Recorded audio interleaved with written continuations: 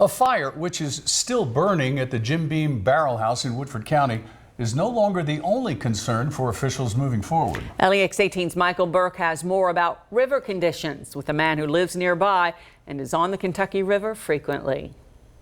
As small amounts of smoke continue to rise from the Jim Beam warehouse fire, there is now legitimate concern that runoff has already impacted the Kentucky River. Lightning-induced and alcohol-fueled, Gary Tate says the Jim Beam Barrel House fire was so hot you couldn't stand on his front lawn across the street. The farm animals he takes care of had to be relocated while it burned, and the damage to his home is fairly extensive, but he's not complaining. Tate says the people at Jim Beam have offered to help with his damage expenses. This after some say they lost up to $45 million worth of stored bourbon. The condition of the nearby Kentucky River, however, is another issue.